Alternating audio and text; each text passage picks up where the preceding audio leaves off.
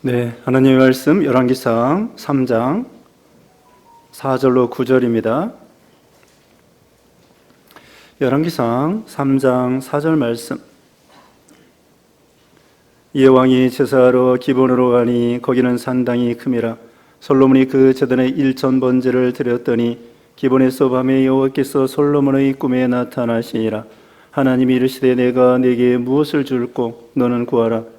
솔로몬이 이르되 주의 종 내 아버지 다윗이 성실과 공의와 정직한 마음으로 주와 함께 주 앞에서 행함으로 주께서 그에게 큰 은혜를 베푸셨고 주께서 또 그를 위하여 이 큰 은혜를 항상 주사 오늘과 같이 그의 자리에 앉을 아들을 그에게 주셨나이다. 나의 하나님 여호와여, 주께서 종의 아버지 다윗을 대신하여 왕이 되게 하셨사오나 종은 작은 아이라 출입할 줄을 알지 못하고 주께서 택하신 백성 가운데 있나이다. 그들은 큰 백성이라 수요가 많아서 셀 수도 없고 기록할 수도 없사오니 누가 주의 임하는 백성을 재판할 수 있사오리까? 듣는 마음을 종에게 주사 주의 백성을 재판하여 선악을 분별하게 하옵소서. 아멘. 오늘 본문은 열왕기상 3장 4절로 9절, 제목은 지혜를 구함. 솔로몬이 왕이 된 다음에 하나님 앞에 지혜를 구하여 하나님 마음에 합한 기도가 되었기 때문에 하나님께서 솔로몬에게 지혜를 주시어서 그 나라를 잘 통치할 수 있도록 그렇게 하신 것입니다. 오늘날 우리에게도 믿음을 주시고 또 귀한 직분을 주시고 또 오늘 이렇게 장로 또 선출을 위한 투표도 하고 하나님께서 우리에게 목사, 장로, 집사, 권사 또 주일학교 교사 직분을 주시고 또 직분이 없어도 우리에게는 다 성도로서 우리가 하나님 앞에 충성을 다해야 되는데 여기 솔로몬은 자기가 왕 된 다음에 지혜를 구하였던 것입니다. 나라를 잘 통치하기 위해서. 근데 그 당시에 나라는 신정국가라고 합니다. 그러니까 세상 정치와 그 하나님의 통치가 일치하는 그런 신정국가였었죠. 오늘날은 정교 분리가 됩니다. 정치는 정치고 교회는 교회고 이렇게 되어 있는데 여기 구약시대에 다윗과 솔로몬과 이런 시대에서는 신정국가로서 오늘날 그 나라들이 교회와 같습니다.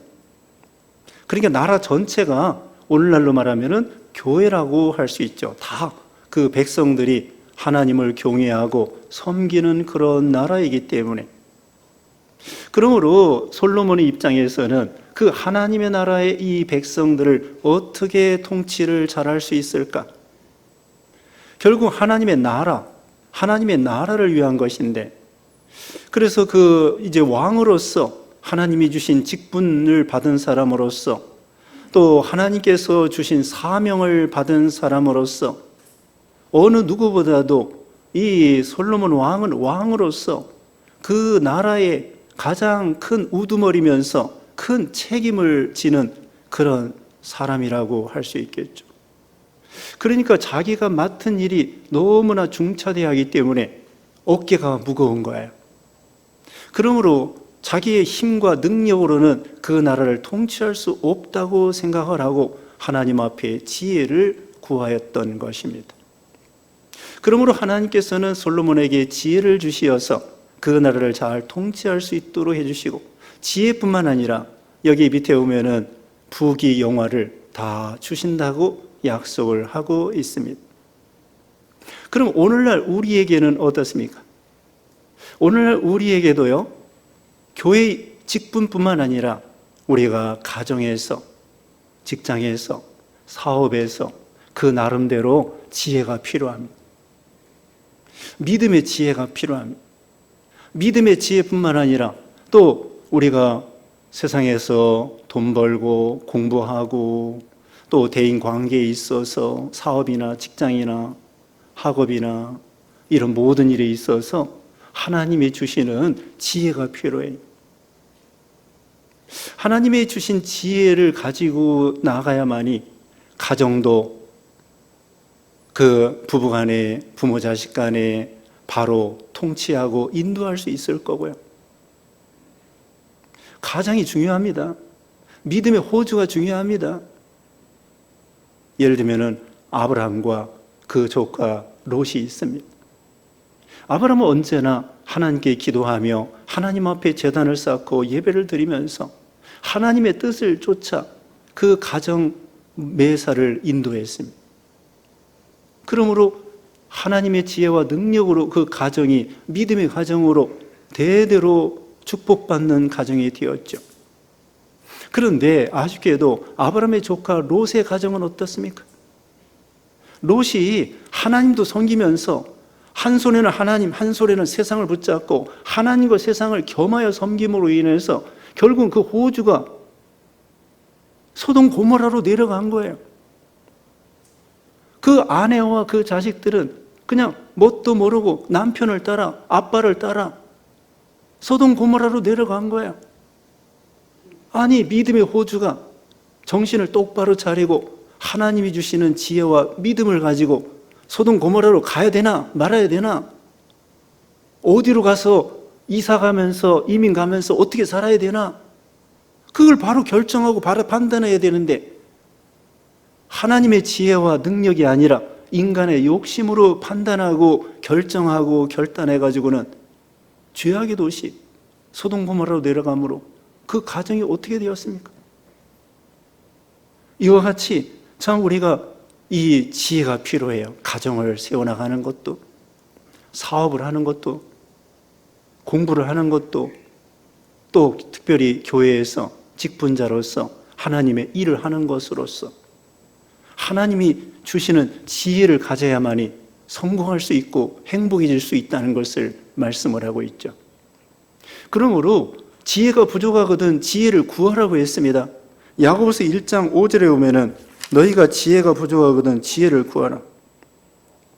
너희 중에 누구든지 지혜가 부족하거든 모든 사람에게 후히 주시고 꾸짖지 아니하시는 하나님께 구하라. 그리하면 주시리라. 야고보서 1장 5절에 말씀을 하고 있습니다. 그러므로 우리는 그때그때 맞는 하나님의 지혜가 필요해요. 이 사건에 맞는 지혜와 하나님이 주시는 은혜가 필요합니다. 과거의 경험만 가지고는 안 됩니다. 과거에 이겼던, 성공했던 그것만 가지고는 안 돼요. 언제나 때로 새로운 시험이 있고요, 새로운 사건이 있고요. 예를 들면은 이스라엘 백성들이 여리고성을 이겼는데 여리고성을 이긴 방법으로 그 다음에 아이성을 이기는 것이 아니에요. 여리고성은 하루에 한 바퀴씩 엿새 동안 돌고 이래야 되는 날은 7바퀴 돌라고 했는데 아이성은 그것이 아니에요. 아이성은 조그만 성인데 그걸 2-3천 명만 올라갔다가 실패하고 말았습니다. 하나님께서는 조그만 그 아이성이라고 할지라도 전군, 모든 전군이 다 가서 싸우라는 거예요. 전심을 다하라는 거죠. 그러므로 우리는 큰 시험이나 작은 시험이나 하나님 앞에 지혜를 구해가지고 언제나 선한 싸움에 승리해야 된다는 거죠. 큰 싸움에 이겼다고 해서요, 작은 시험에 이긴다는 보장이 없어요. 예를 들면은요, 그 공산주의, 중국의 공산주의 시대에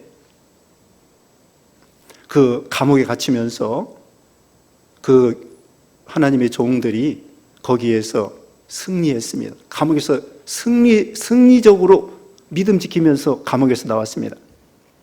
중국이 이제 종교 자유를 주어서 79년에 종교 자유를 주면서 이렇게 됐는데, 그 다음에 막 서양에서, 한국에서, 그 다음에 이 물질적으로 교회도 져주고 뭐 이렇게 하니까, 그 다음에 그 사람들이 신앙적으로 해이해지고 태만해지고 넓어지고 그렇게 되었다는 거야.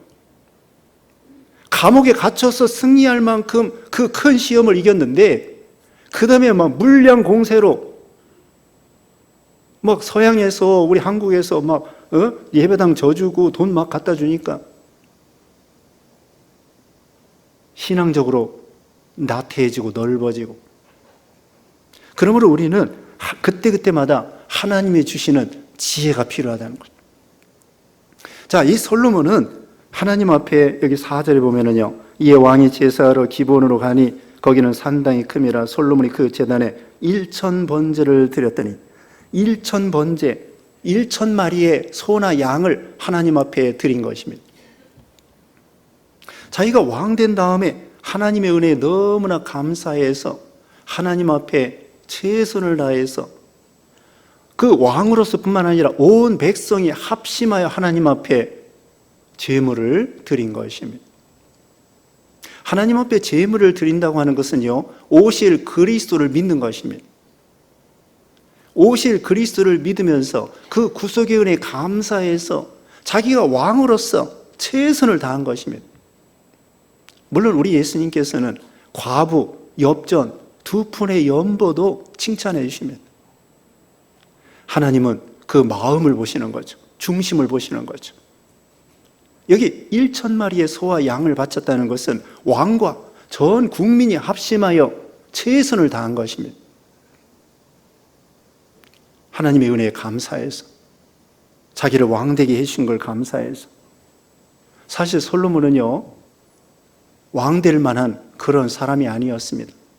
여기 이제 아이라고 했는데 나이가 20살 정도 되었습니다. 그리고 자기 앞에 형들이 여러 명 있었습니다. 유능한 형들이 쫙 있었어요. 그리고는 여기 바로 앞에서 보면 아도니아라고 하는 형이 먼저 왕 되려고 하다가 하나님이 아니야 해가지고 그 사람을 왕 되지 못했습니다. 그러니까 솔로몬의 그 위에 형들이 왕 될 만한 사람들이 여러 명 있었는데 하나님께서는 그 중에서도 이 20살 정도밖에 안 되는 솔로몬을 왕으로 이렇게 세워주시는 거예요. 그러니까 이 솔로몬의 입장에서는 감사한 것이죠. 나는 장자도 아니고요. 또 그 둘째 아들, 셋째 아들도 아니고요. 몇째 아들인지 세보진 않았지만은 나이도 어리고요. 그런데 하나님께서 섭리해 주시고 또 자기 아버지 왕도 다윗 왕도 하나님의 뜻을 찾아서 솔로몬을 왕으로 세워야 되겠다. 그러니까 이 왕 될 수 없는 조건에서 왕 되게 해주신 걸 감사해서 하나님 앞에 최선을 다해서 번제를 드린 것이죠. 사실 아버지 다윗도 그랬습니다. 다윗은요 8째 아들, 막내 아들이었습니다. 그런데 그 양치기였습니다. 그런데 그 가운데서 뽑아가지고 왕이 되게 해주신 거예요. 그 다음에는 하나님께서 5절에 솔로몬에게 그랬습니다. 네게 무엇을 줄꼬? 너는 구하라. 그러니까 솔로몬이 이제 지혜를, 우선 7절 말씀에 나의 하나님 여호와여 주께서 종으로 종의 아버지 다윗을 대신하여 왕이 되게 하셨사오나 종은 작은 아이라 출입할 줄을 알지 못하고. 종은 작은 아이라고 하는 것은 겸손한 믿음입니다. 작은 아이라. 예레미야도요 나는 아이라 말할 줄 모릅니다 그랬고요. 그 모세도요 하나님께서 내 백성을 건져내라고 할 때 나는 입이 뻣뻣하여 말할 줄을 못하는 사람입니다. 말할 줄 모르는 사람입니다. 여기 솔로몬도 왕이 되었을 때 물론 나이가 어려요. 20여 세 정도밖에 안 된. 그것뿐만 아니라 자기는 정말 이 백성들을 어떻게 통치할까 생각하니까 너무나 중압감에 또 자기 자신을 살펴볼 때 감당하기가 어려운 거예요. 그러므로 우리는 여기 솔로몬은 자기는 아이라 말을 출입할 줄을 알지 못하는 그런 어리석은 사람입니다. 이게 솔로몬의 겸손입니다. 하나님은 겸손한 자에게 은혜를 주시고 교만한 자를 물리치시는 하나님이죠. 방금 말씀한 것처럼 다윗도 언제나 자기 자신을 양치기라고 생각했습니다. 우리는 하나님 앞에 설 때 우리는 겸손할 수밖에 없어요. 왜 그럴까요? 죄인인데도 불구하고 우리를 하나님의 은혜로 예수님의 그 피값으로 거저 구원해 주신 거예요. 그걸 생각하면 우리 자신을 생각하면 죄인 중에 괴수인데 구원받을 수 없는 그런 사람인데 하나님의 은혜로 구원받은 걸 생각하면 교만할 수가 없죠. 내가 무슨 이 구원받을 만한 이 공로나 행위가 무슨 의의가 있으면 자랑할 것이 있는데 눈꽃만큼도 하나님 앞에 자랑할 만한 것이 없거든요. 죄인 중에 괴수란 말이죠. 그러니까 주님 앞에, 예수님 앞에 설 때에는 겸손할 수밖에 없어요. 뭐 내놓을 게 있어야지. 내가 행한 게 있어야지. 구원받을 만한 무슨 조건이 있어야지. 그런데 무조건 구원해 주셨으니까 예수님 앞에 우리는 내놓을 게 뭐가 있어요?